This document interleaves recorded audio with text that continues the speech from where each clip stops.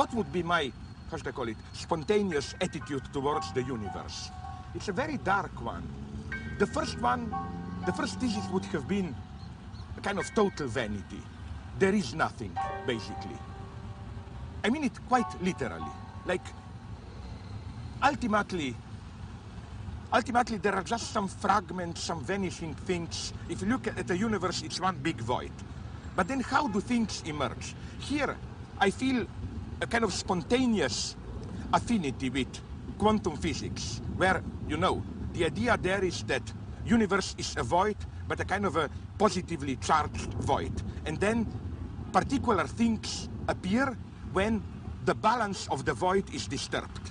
And I like this idea spontaneously very much, that the fact that it's not just nothing, things are out there. It means something went terribly wrong. That what we call creation is a kind of a cosmic imbalance, cosmic catastrophe, that things exist by mistake. And I'm even ready to go to the end and to claim that the only way to counteract is to assume the mistake and go to the end. And we have a name for this. It's called love. Isn't love precisely this kind of a cosmic imbalance? I was always disgusted with this notion of I love the world, universal love. I don't like the world.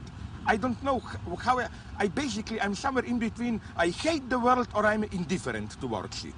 But the whole of reality, it's just it. It's stupid. It is out there. I don't care about it. Love for me is an extremely violent act. Love is not I love you all. Love means I pick out something and it's, you know, it's again this structure of imbalance. Even if this something is just a small detail, a fragile individual person, I say I love you more than anything else. In this quite formal sense, love is evil.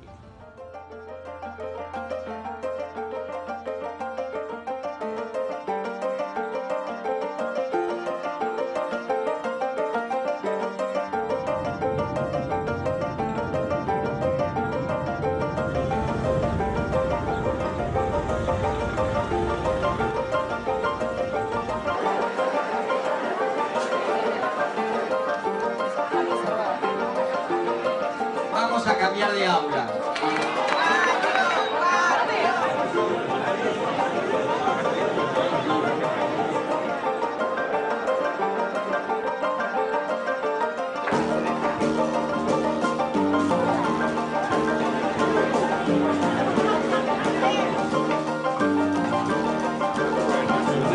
They play trash. I like that.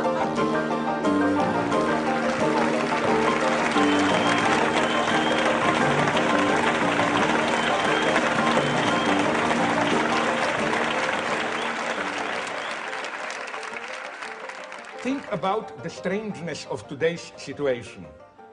30, 40 years ago, we were still debating about what the future will be, communist, fascist, capitalist, whatever. Today, nobody even debates these issues. We all silently accept global capitalism is here to stay.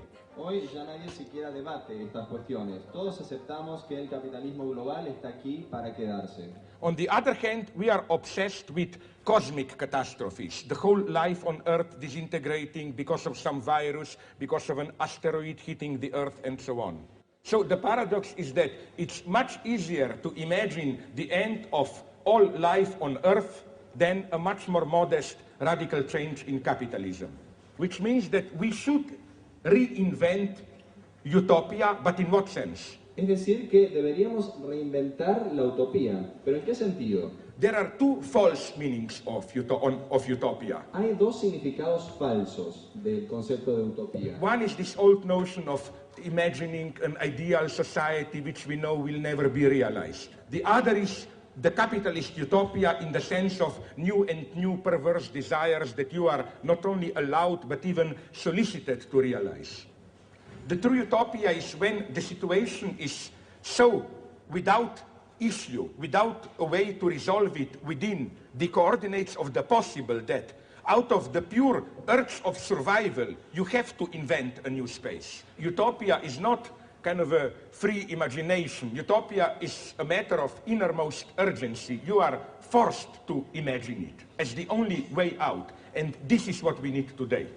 Entonces, nuevamente, destaco que la utopía es algo que uno se ve obligado a imaginar, uno se ve forzado a imaginarla y no es algo que surja libremente de una fantasía, sino que es un imperativo de la urgencia de una situación.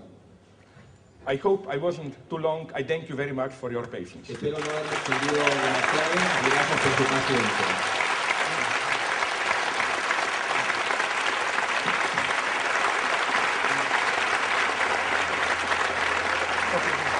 Another very short comment, if I can make.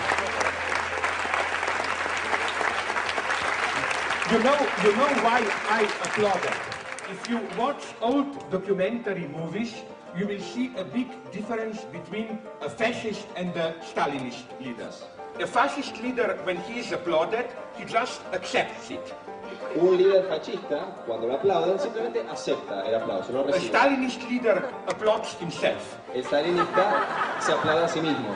The message being, it's not at me, I'm just your tool, we are all just serving history. And this was my side. Y esta fue una oportunidad.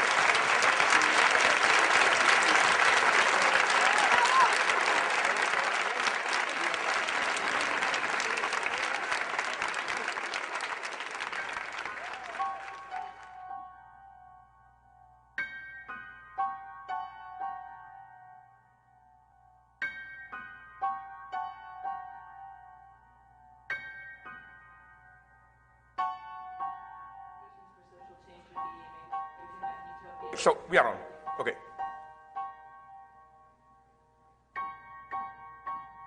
The worst thing is to play this we are all humans game that some intellectuals like to play. You project a certain intellectual persona, cold thinker, whatever, but then you signal through small details, but nonetheless I'm basically like you. I like small pleasures of life. I'm human like you. I'm not human. I'm a monster, I claim. It's not that I have a mask of a theoretician and beneath I'm a war human person. I like chocolate cakes, I like this, I like that, and so on, which makes me human. I rather prefer myself as somebody who, not to offend others, plays that he is human.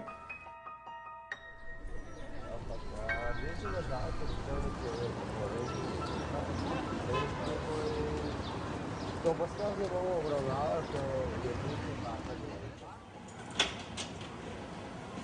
come in?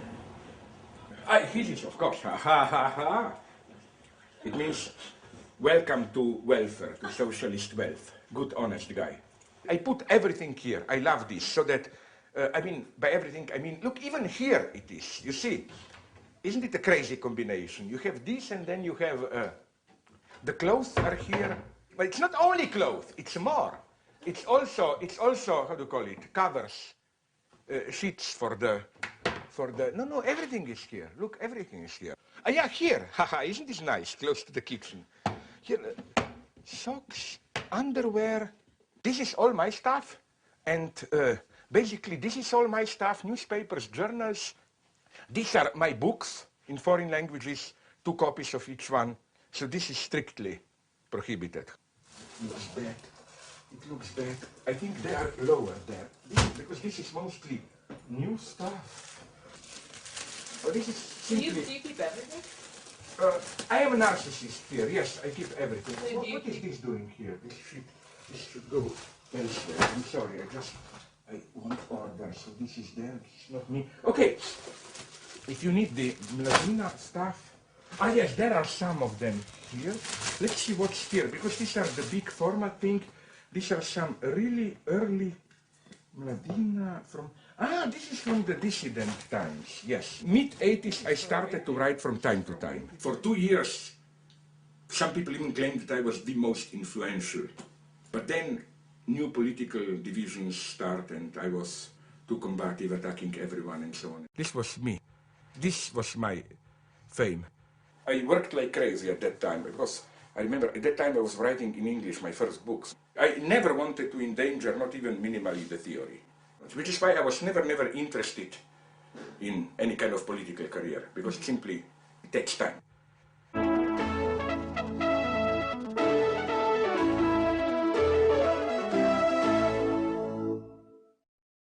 Mislim, da nam mora biti dovolj tega, da se nas dela krive tako, da se nam nalaga dolg prejšnjih generacij. Dovolj dolgo smo bili material, iz katerega so gnetli tuje sanje, naj bojo to sanje partizanov ali njihovih žrtev. Dovolj nam mora biti vampirjev, ki živijo od tega, da nas delajo krive in izterjujejo od nas tuje dolgove.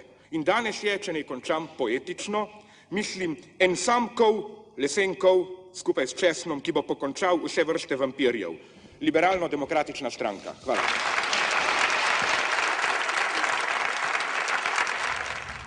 Two days before the election, there was a big round table with all the candidates, 20 of them, I don't know how much. Samo, jaz bi ponovil tukaj Churchillov paradoks. Je najslabši vseh možnih sistemov, težava je v tem, da ni, kot kaže izkustvo, nobenega ostalega, ki bi bil boljši. A right-wing, naive, good guy, but basically an idiot, made a fatal mistake, which everybody remembered.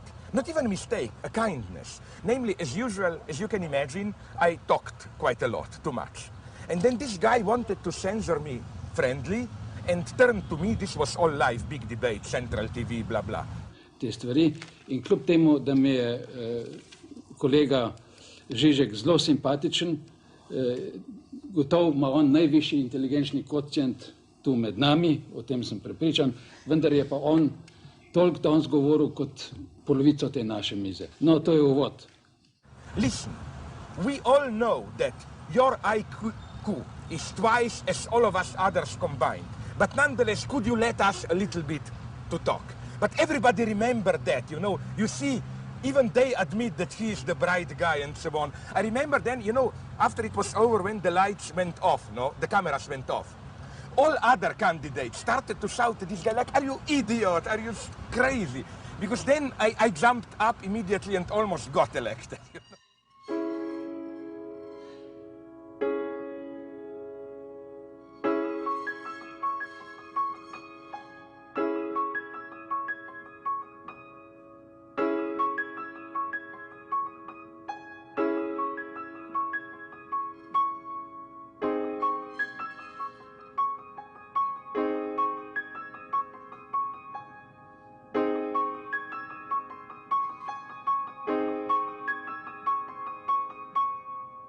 When I first visited the States, I was shocked by your toilets here. Romanticism onwards, there was the idea of so-called European Trinity. Anglo-Saxon economy, French politics, German metaphysics, poetry, philosophy, as the basic, how to put it, spiritual stances of Europe. Sorry, that's it. French politics revolutionary, shit should disappear as soon as possible. Anglo-Saxon, American, let's be pragmatic, blah, blah, blah. German metaphysic, poetry, inspection, you inspect, you reflect on your shit. So isn't it totally crazy that in a vulgar, common phenomenon like that, you find certain differences which you cannot truly account in any functional terms, but you have to evoke all this. I mean, you claim, okay, I'm out of ideology at the conference, post-ideological era, then you go to the toilet, produce shit, you are up to your shit, or how do you put it in ideology, no?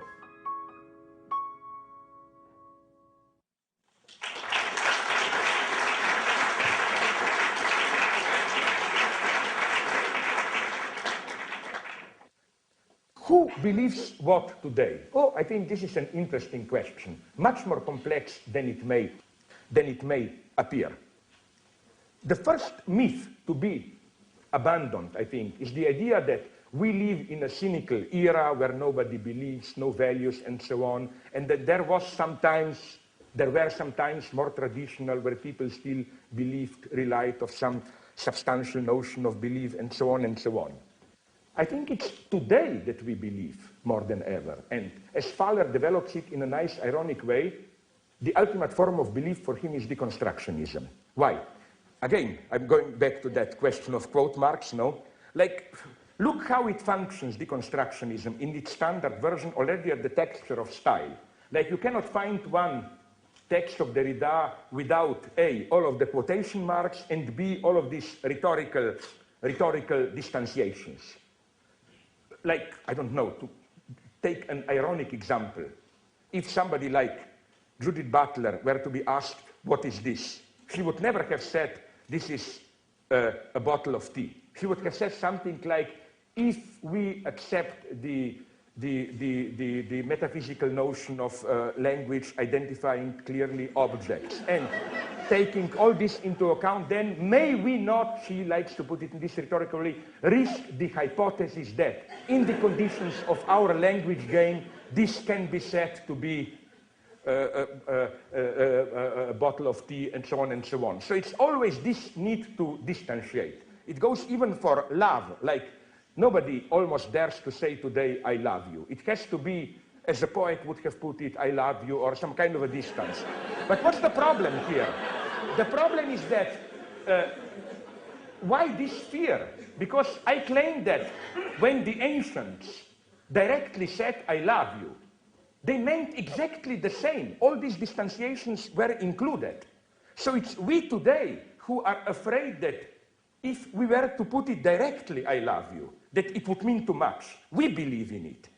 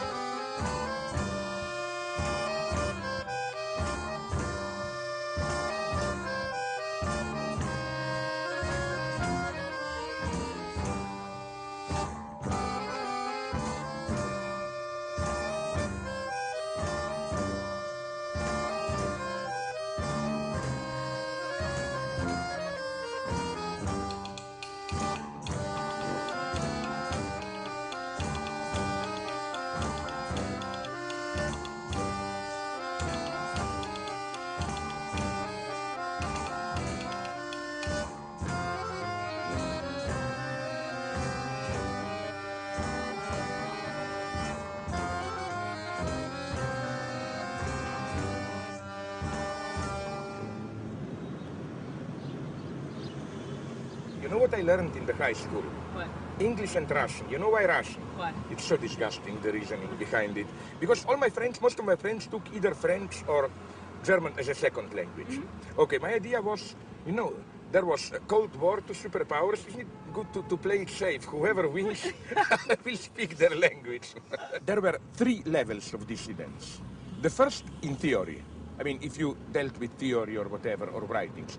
The first level was, were you allowed to teach? This was the first level of exclusion. The second level was, are you allowed to publish books? The third level was, are you allowed to get a job at all in your domain? And the fourth level, if you score, you are arrested or whatever, no? I was between the second and third. My God, I was unemployed. It was humiliating. I had to, my parents, I was 27 and my parents supported me, my God. Then for 2 years, it was that humiliating job at the Central Committee. They knew that I am not an idiot and that I will probably succeed. So they were afraid that I would simply move abroad and succeed there. This would then be bad for, you know, another victim who wasn't allowed to make a career in Slovenia. So they want me to vegetate on the margin, but there in Slovenia. It was, in a way, an intelligent move. But they didn't know it, that the way they did it, they make it even easier for me to move abroad. You. Okay. Okay. But you don't you have, no, Yeah. okay. I have I have, give him 7, it's okay. Oh, sorry. Okay. Okay, gracias.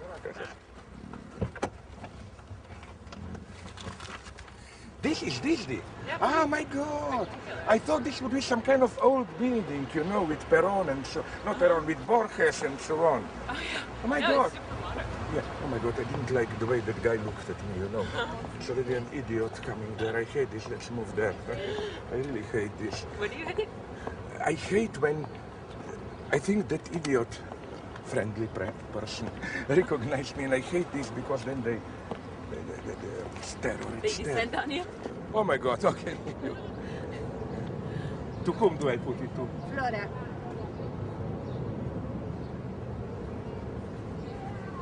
Thank you. Thank you. So did you ever expect this, to have all these fans? No, but that's what I really hate this. I mean, I cannot tell you how much I hate it.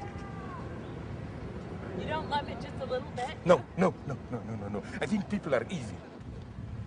This is horrible.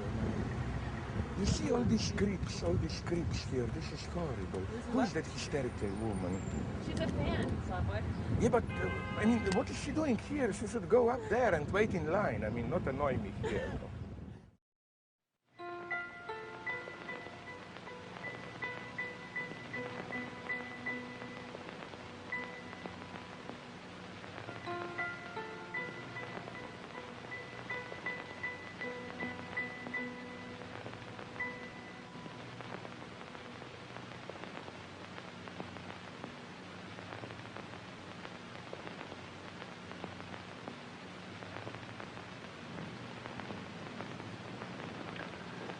Je dis toujours la vérité. Pas toute. Parce que toute la dire, on n'y arrive pas.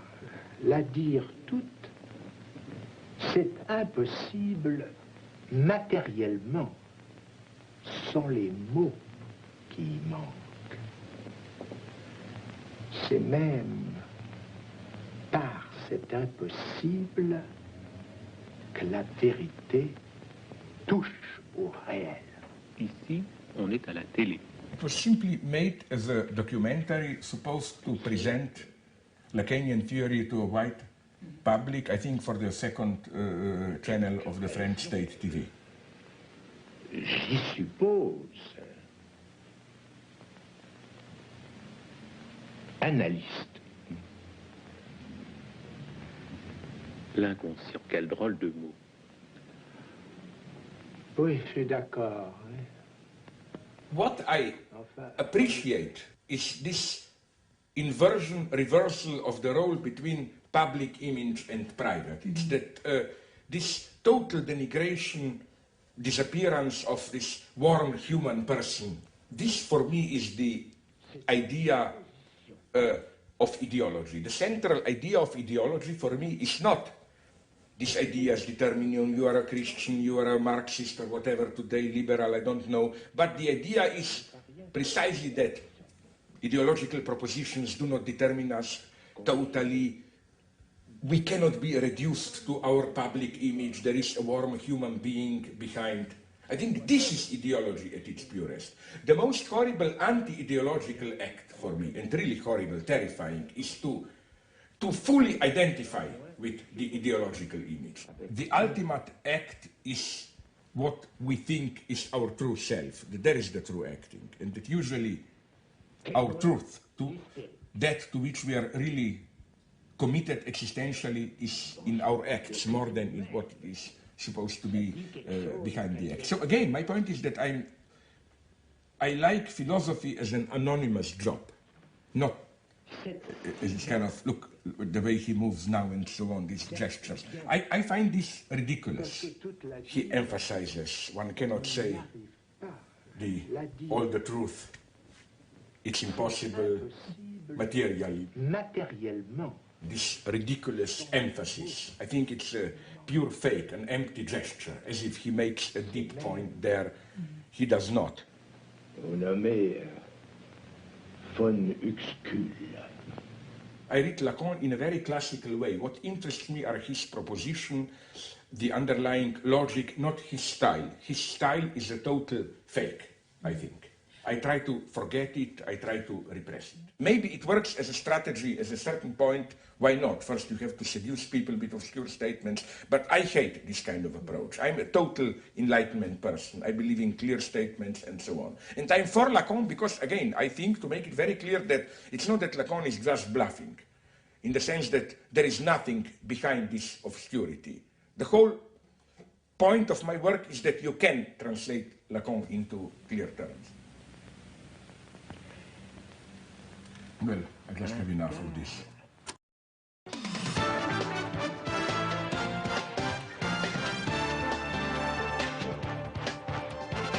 Now, live from the CN8 studios, this is CN8 Nightbeat with Barry Nolan. Jacques Lacan was a French psychoanalyst. He makes Freud sound like a simple valley girl. Lacan's theory of how the self works is so complicated it makes my teeth hurt to think about it. Slavoj Žižek is a philosopher at the University of Ljubljana, Slovenia.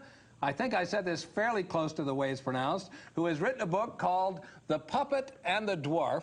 The book takes a look at modern Christianity from the viewpoint of Lacanian psychoanalysis, or at least that's what I think it's about. Welcome, Mr. Zizek. Did I say it? Tell me the right way. Slavoj Žižek. But again, I prefer it the wrong way. It makes me paranoid if I hear it. This is the most complicated book I have ever tried to read. Strange, because the goal of the book is, on the contrary, to make Lacan back into someone whom even your grandma could understand. Let's say you have a good old-fashioned father. It's Sunday afternoon, you have to visit grandma. The father, good old-fashioned authoritarian father, will tell you, listen, I don't care how you feel if you're a small kid, of course. I don't care how you feel. You have to go. You're going. Going, grandmother, and behave there properly. Okay. That's good. You can resist.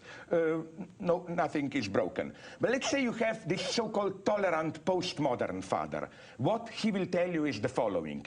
You know how much your grandmother loves you, but nonetheless, you should only visit her if you really want to. Now, every child who is not an idiot, and they are not idiots, know that this apparent free choice secretly contains an even much stronger order. It's not only you have to visit your grandmother, but you have to like it. So I'm beginning to like this book all the more. That's one example of how apparent tolerance, choice, and so on can conceal a much stronger order. So we should go back to more like the dad that just says, "'Cause I said so." Absolutely. It's more honest. We went to the McDonald's breakfast. This is not so ridiculous. Look what you get. Look what you get. Look what you get. Look what you get. You know, you get this with Happy Meal. Yeah, to make you happy. Yeah, but this is for the kids. I go there to make him happy. He pretends to be happy there, not to disappoint me. But what the hell? The game functions. No, this means that, again, you know, I love him, but my perspective is time, you know. We go there, up and down, 1 hour passes. No, it's pure desperate strategy of survival. Right. How to pass the time without getting too nervous, and this is easy, because he eats and shuts up for 20 minutes, how should I put it? What does he get nervous about? No, I get nervous. Okay, this will go. He's perplexed, as you can see. Stiamo parlando di un film, guarda.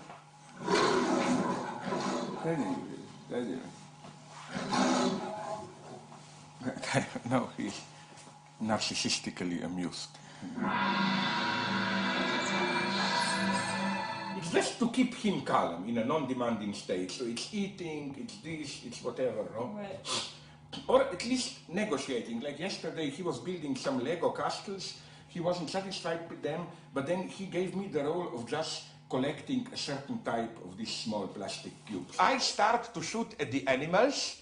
Then I love this one, American Army. You know, this one, I bought it, I don't know where, but it's beautiful. You can open it, you see, and put soldiers in, so that then he attacks me from there. He destroyed this castle that I had here. This was his original, but the structure is very precise. It's incredible how you think it's chaotic, no? But he's the big wise guy. He observes. Here, he's very pro-feminine. He wanted to have a woman as the boss, the queen. Then he said, but she would be alone. Why not have 2 girls? This is the 2 girls talking. You see, lesbian, progressive, politically correct, and so on, no? Two lesbians, and but I like this one. Isn't this a beautiful one? I bought it in Greece. A kind of a nice old Roman.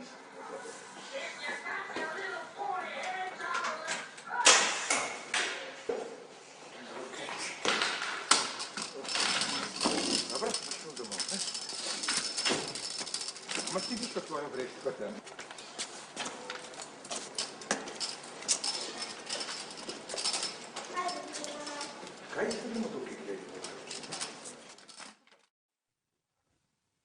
Okay, philosophy. This, I can do it at least traditionally in 2 lines, no?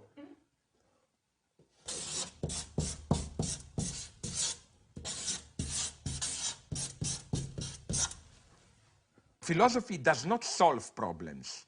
The duty of philosophy is not to solve problems, but to redefine problems, to show how what we experience as a problem is a false problem.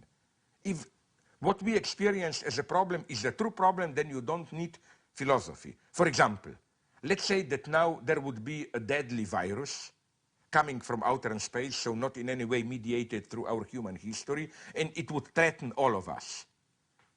We don't need basically philosophy there. We simply need good science desperately to find, we would desperately need good science to find the solution to stop this virus. We don't need philosophy there because the threat is a real threat directly. You cannot play philosophical tricks and say, no, this is not the, you know what I mean? It's simply our life would be in, or, okay, the more vulgar, even simpler science fiction scenario. It's kind of Armageddon or whatever, no deep impact, a big comet threatening to hit Earth. You don't need philosophy here. You need, I don't know, to be a little bit naive, I don't know. Strong atomic bombs to explode, maybe. I think it's maybe too utopian, but you know what I mean. I mean, the threat is there, you see it. In such a situation, you don't need philosophy. I don't think that philosophers ever provided answers, but I think this was the greatness of philosophy. No, not in this common sense that the philosophers just ask us questions and so on. I mean, what is philosophy? Philosophy is not what some people think, some crazy exercise in absolute truth, and then you can adopt, you know, this skeptical attitude. We, true scientists, are dealing with actual, measurable, solvable problems. Philosophers just ask stupid metaphysical questions and so on, play with absolute truth, which we all know is inaccessible. No, I think philosophy is a very modest discipline. Philosophy asks a different question, the true philosophy. How does a philosopher approach the problem of freedom? It's not, are we free or not? Is there God or not? It asks a simple question, which would be called a hermeneutic question. What does it mean to be free? So this is what philosophy basically does. It just asks, when we use certain notions, when we do certain acts and so on, what is the implicit horizon of understanding? It doesn't ask these stupid ideal questions, is there truth? No. The question is, what do you mean when you say this is true? So you can see, it's a very modest thing, philosophy. Philosophers are not the madmen who search for some eternal truth and so on and so on.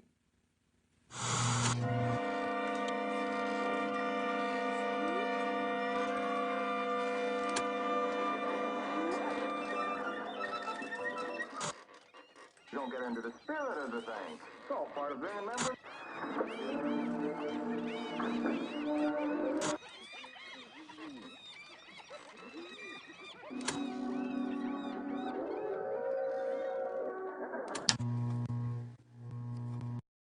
What we encounter here, I think, is precisely Lacan's reversal of the famous Dostoevsky motto, if God doesn't exist, everything is permitted.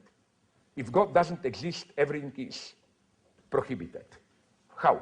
On the one hand, again, you are allowed to have a full life of happiness and pleasure, but in order precisely to be happy and so on, you should avoid dangerous excesses, so at the end, everything is prohibited. I mean, you cannot eat fat, you cannot have coffee, you cannot have nothing, precisely in order to enjoy it. So today's hedonism combines pleasure with constraint.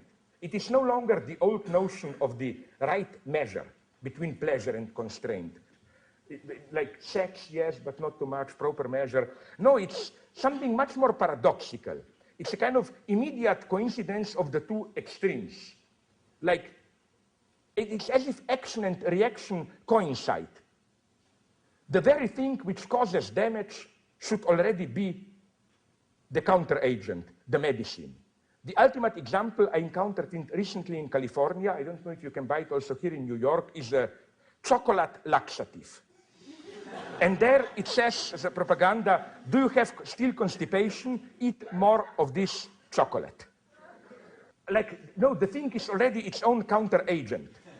And the negative proof of the hegemony of this stance, I think, is the fact that today, the true unconstrained consumption in all its main forms, drugs, free sex, smoking, is emerging as the main danger.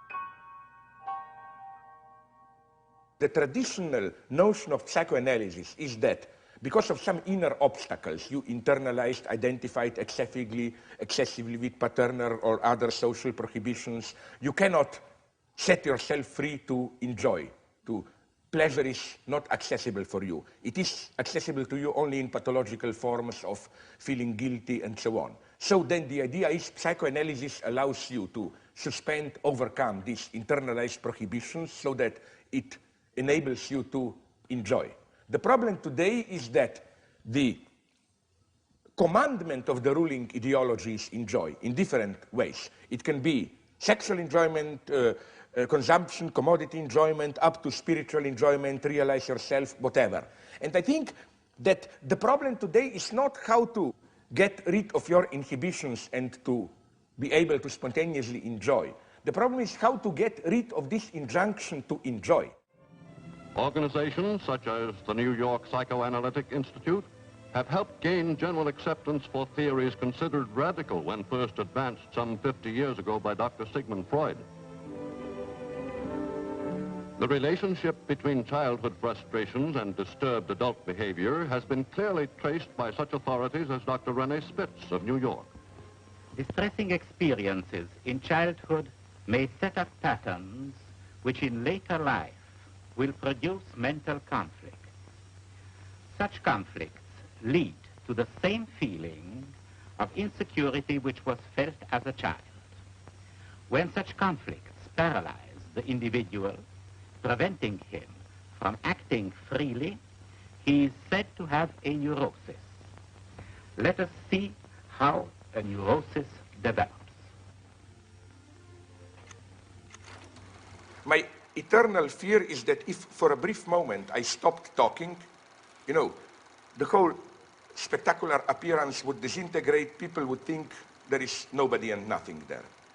And this is my fear, as if I am nothing who pretends all the time to be somebody and has to be hyperactive all the time just to fascinate people enough so that they don't notice that there is nothing.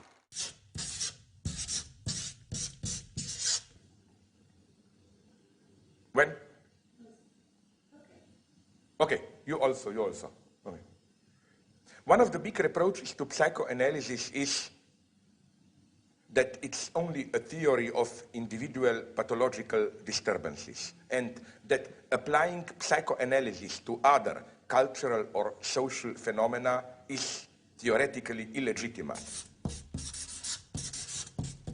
It asks in what way you as an individual have to relate to social field, not just in the sense of other people, but in the sense of the anonymous social as such, to exist as a person. You are, under quotation marks, normal individual person, only being able to relate to some anonymous social field. What is to be interpreted and what not is that everything is to be interpreted. That is to say, when Freud says Unbehagen in der Kultur, civilization and its discontent, more literally the uneasiness in culture, he means that it's not just that most of us as normal, we socialize ourselves normally, some idiots didn't make it, they fall out, oh, they have to be normalized. Not culture as such, in order to establish itself as normal, what appears as normal, involves a whole series of pathological cuts, distortions, and so on and so on. There is, again, a kind of Unbehagen, uneasiness. We are out of joint, not at home, in culture as such, which means, again, that there is no normal culture. Culture as such has to be interpreted.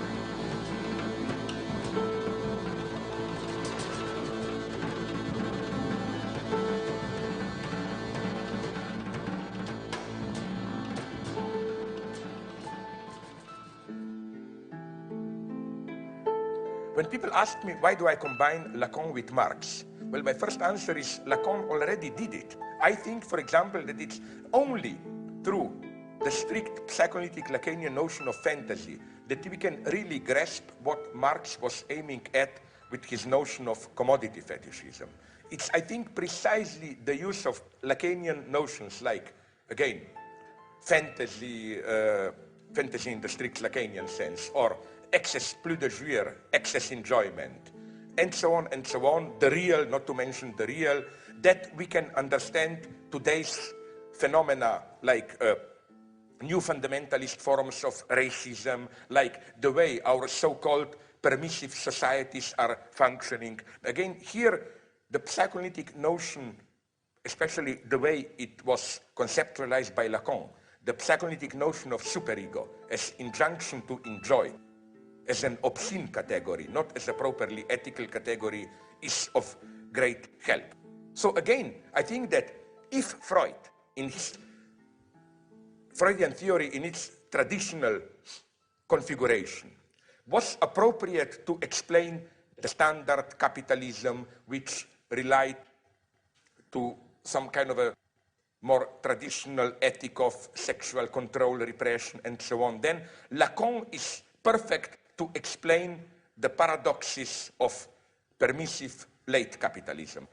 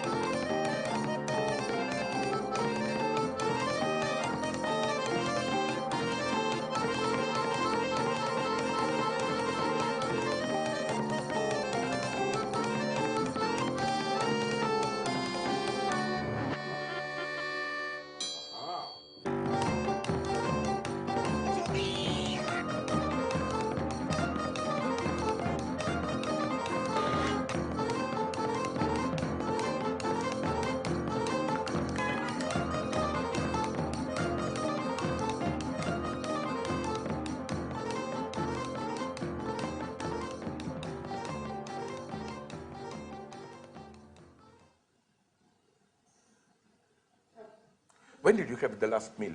Breakfast or down there? Down there.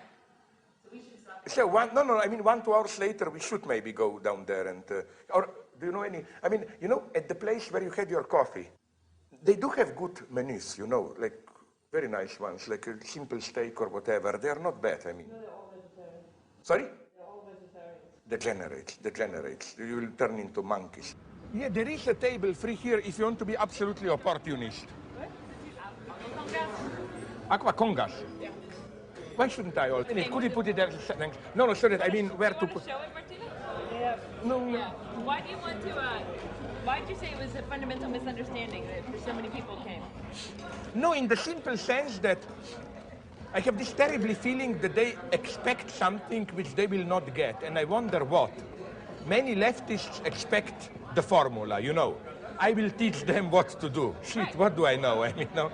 Some people expect... You feel like that's what that audience was looking for, specifically? No, it's a simple common sense insight. Wait a minute, 2,000 people, although I think they exaggerated, whatever, 1,000 people cannot all have the same interest in Lacan as I do, no? You know, can I ask you a simple question? Right. If you were to have a daughter, would you allow this guy to take your daughter to cinema? Be honest, the answer is no. I hate the way I appear. In some documents, it's even worse. It's really as a kind of a criminal that I appear, you know. Do you think they were expecting just this sort of political advice or some sort of... You know, the problem is that whenever I talk about politics, I feel it as if it's a fake. Right. No, not in the sense that I'm faking, that I don't mean it, but my heart is not in it. The books that I really enjoyed writing was the one on Hegel, on Schelling, ticklish subject, and so on. Right. And that part of the message doesn't get through. You can immediately see also in the way it, for example, of my last books, the one that I really loved, the opera Second Death. Right. That one is doing very modestly, nothing, you know, that one is, but that's what I love. No, we didn't yet, no? Okay. I'll tell you, wait a minute, first... Is this just drinks? No. First you should look here, the menus. You have tallarines, filet milanesa, ensalada Caesar.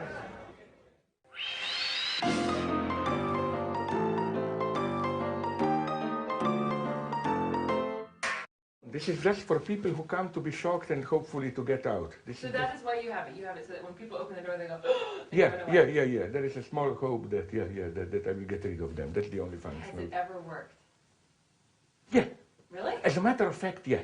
Some people were actually offended. My big worry is not to be ignored, but to be accepted. When I appear to be sarcastic and so on, the point is not to take seriously. What is not to be taken seriously is the very form of sarcasm. It's the form of the joke which masks the fact that I'm serious. But people still have this idea that this guy did some big crimes and so on. No? Of course it's not as simple as that. I mean, that I'm simply a Stalinist. That would be crazy, tasteless, and so on. But obviously there is something in it that it's not simply a joke. When I say the only chance is that the left appropriates fascism and so on and so on. It's not a cheap joke. The point is to avoid the trap of the standard liberal oppositions, freedom versus totalitarian order, discipline and so on, to rehabilitate notions of discipline, collective order, subordination, sacrifice, all that. I don't think this is inherently fascist.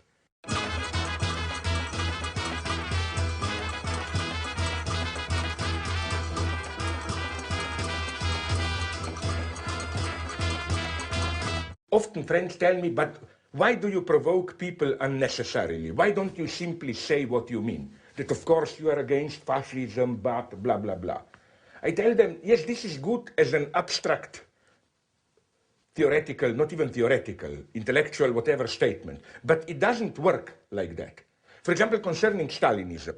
My God, I've probably written more about Stalinism, about its most horrible aspects, than most of the people who reproach me with Stalinism. And that's my wager here, that, sorry, the only way to get the message, if you say, of course I'm against fascism, there are just some attitudes which were traditionally even more to the left, but fascism appropriated them, blah, blah, blah, I think it doesn't have the desired precise political effect. It enables the liberal consensus to reappropriate it. You must say it with this excess.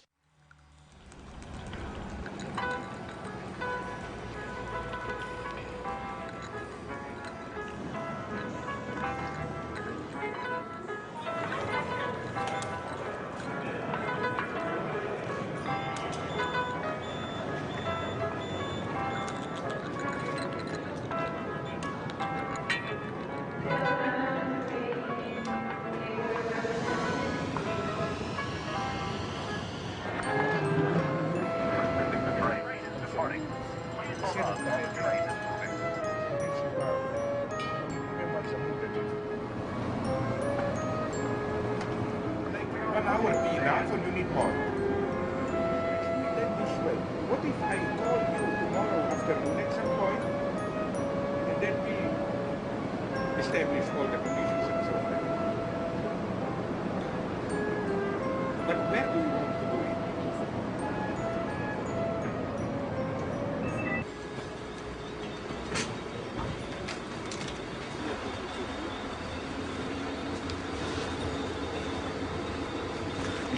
These are, of course, again, Lufthansa socks. I've stolen 2 of them today. I went to wash my hair, and then I was really in a tense situation, and then the woman hairdresser noticed it and told me, why don't I give you a massage with some oil? I enjoyed it, but I felt so obscene, as if I paid for masturbation. It was so obscene. But it was relaxing, you know, it is nice. Really? But it's too much. But my God, where are you? This reminds me of socialism, carrying water in plastic bottles.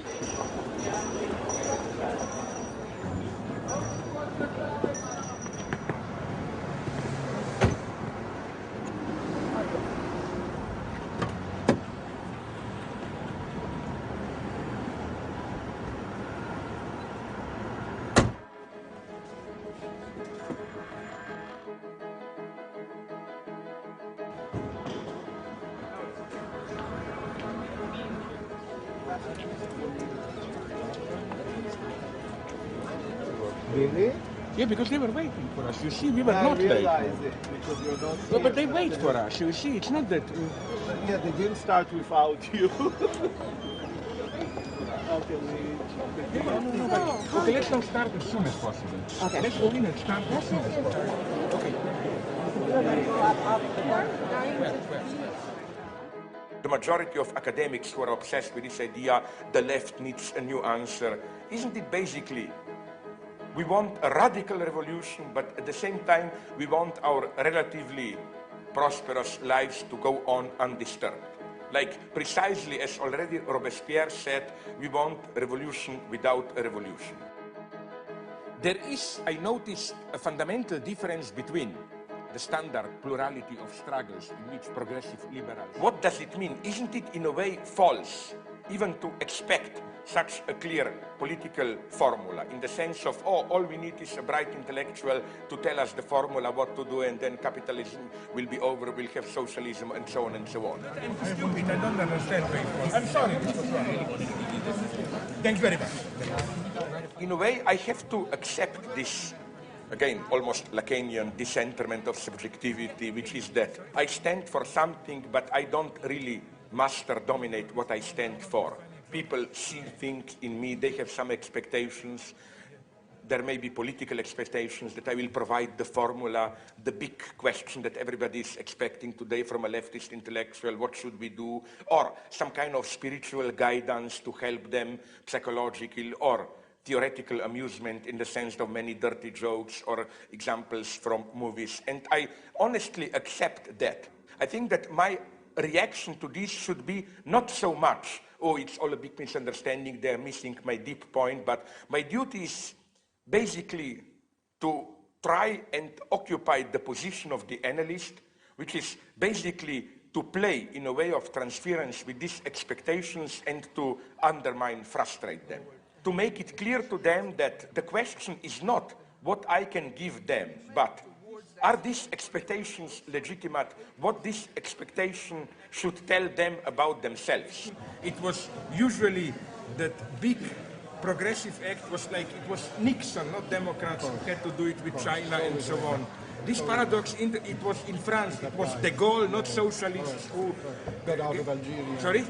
Algeria, yes. So indeed, but I'm a little bit skeptical. You really are an intellectual superstar to me, so I had to cut you. Oh, yeah, sorry, I'm collapsing. I'm Francesco Pellizi, I'm the editor of Press. And Progress, the journal of technology and studies. Yeah. Harvard, you may know it. I brought your copy, which is a perfect. Oh, be serious, I was bluffing. You need a shower. It was over there. I don't know.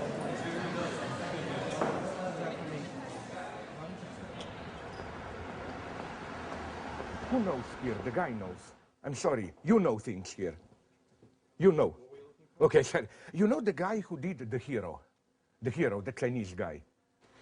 Then, Double Indemnity is not on the market now, I think, no? Being There also, I think it looks bad, no? Being There, you know, Peter Sellers. It should be. Hall Ashby. Now this is too intelligent for me. You know, the ape will not get the banana. But fuck it, I don't get it here. US 70s, Being There. Ha ha ha. What is it? Being There. It's a wonderful movie. And look, my anal character, the price is okay. So definitely. Definitely. What more do I need? Fountainhead is the best American movie of all times. Then the best German movie would be Opfergang. This is Sacrificial Path. Of course, from 44 by Veit Harlan, the Nazi director, no? So we have Ayn Rand, Nazi, and then, unfortunately, okay, this is a more standard one, no? It is Ivan the Terrible, Eisenstein. I would say these three are the best movies of all times for me. This one I want, yes, definitely. So we have these two. That will be it, I think. Hey, how about if I buy them for you? Sorry? No, wait a minute. Poor American girl, working class. Who pays for that? No, but are you sure you are reimbursed? Yeah, I'll get okay, reimbursed. with pleasure. I'll let you buy. Now let it be the eternal secret of my desire. Right. Did I suspect this in advance or not? You know, like if you I were think not, you were counting. if you were not to make this offer, I would in the last minute say, oh, maybe not now. I have too many things to catch. This one is a little expensive, actually. $32. Shut up, or you will get 3 more. I'm so sad that wait a minute. Wait a minute. What is this? My God, I would love to have so that you will not. Let me buy Got this. a special booklet. Where? Which one? Sorry, can I buy this one also?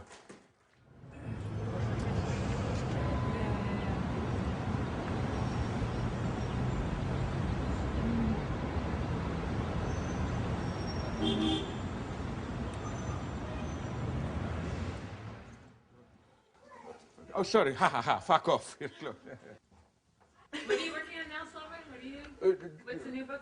The basically ticklish subject part 2.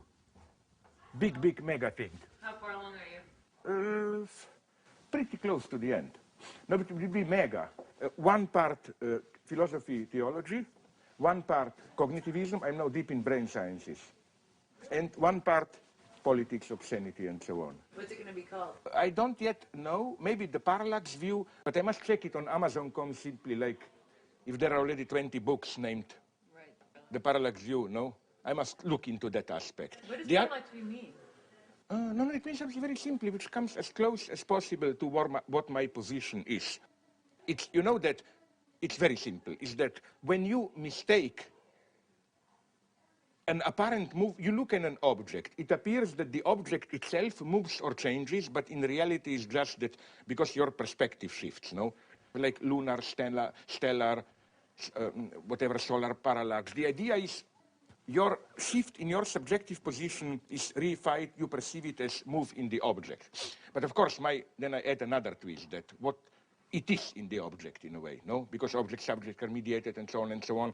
So what interests me is precisely this radical cut, like you move from one to another perspective, there is no way to overcome this antinomy, no?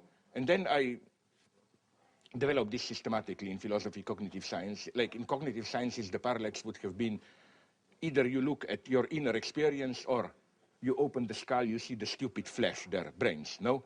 But you really cannot make the jump. And you really cannot, even if scientifically you can explain it, you cannot really accept it that stupid piece of meat that you see, that's thought. So if we distilled your canon into like 3 books, what would they be? 3 of my best books are unfortunately 4, I would say, no? Sublime Object, Tearing with the Negative, Ticklish Subject, and now the new one. Yes, this is the serious work I've done, with little pieces here and there. But this is what I would... Although I'm more and more self-critical of the first one, it's still too liberal. I'm for democracy there, I'm ashamed. I'm so very sorry to say. I think that there was a thing called totalitarianism, which was bad, and I think that there should be pluralism in society. My God, what am I talking there? I mean, you know that Marx Brothers joke, I would never be a member of a club that, like, you know, if I were not myself, I would arrest myself.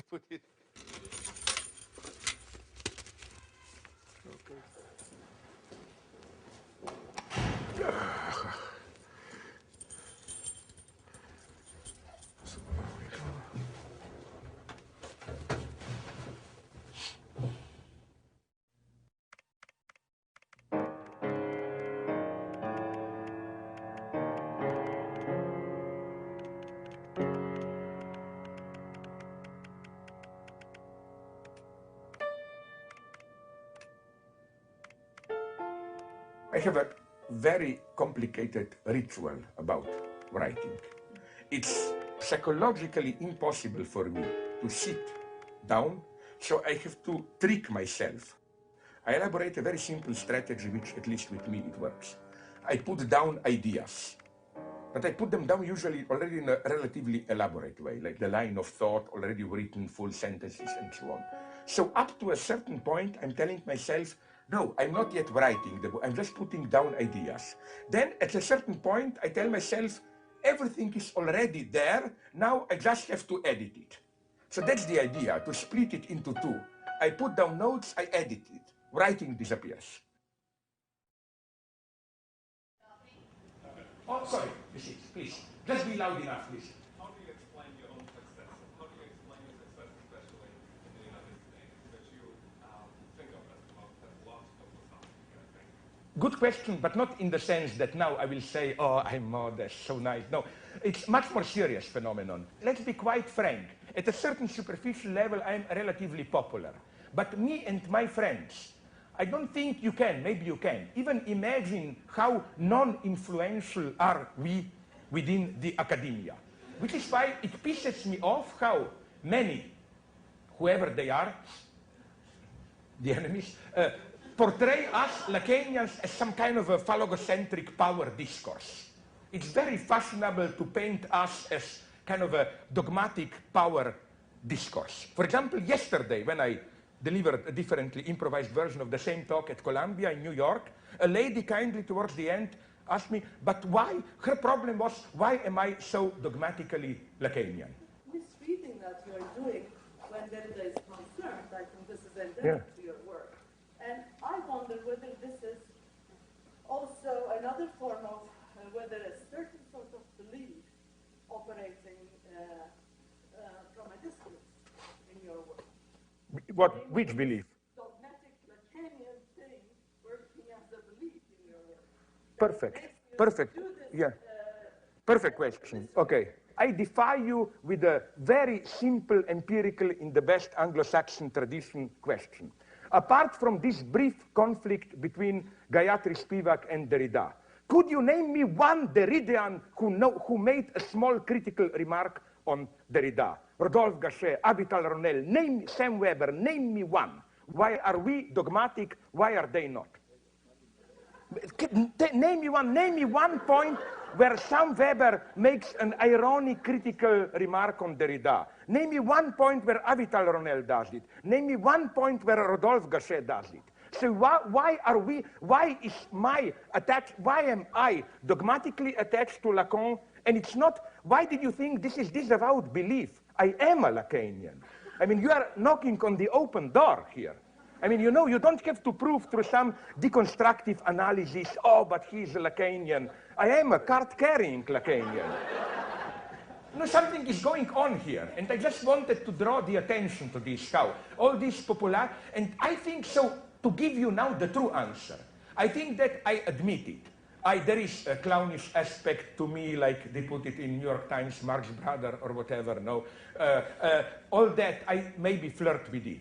But nonetheless, I'm getting tired of it because I noticed that there is, as it were, when there are some stupid reports on me, reactions to me, a kind of a terrible urge, compulsion to make me appear as a kind of a funny man, and so on and so on. And the true question would be, where does this urge come from? Why is there this necessity to portray me as somebody who can only thrive through jokes, and so on and so on and so on? And even my publishers buy it. You know that my Lenin book, Introduction of Lenin, was almost turned down by Verso? Why? First, they always, at Verso, gave hints at me, oh, you are just making jokes, and so on and so on. Then I told them, okay, now you have a book, Lenin's text, which is not. Their approach was, wait a minute, where are the jokes? Nobody will buy the book, and so on and so on. So, you know, it's much more than it may appear is going on here. It's quite a complex phenomenon. It's quite a complex phenomenon. I'm almost tempted to say that making me popular is a resistance against taking me serious. How should I put it? And I think it's my duty for this reason to do a kind of a public suicide of myself as a popular comedian or whatever.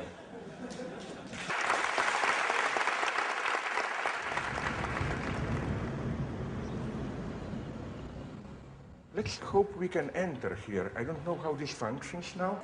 This is it.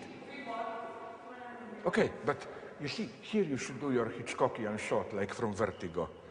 I saw 2-3 times that I came here because when it was still open, you took there the elevator to the top. And often I saw here some policemen or cordoned off and an object here covered. Because you will immediately see why if you take the shot up. That's it.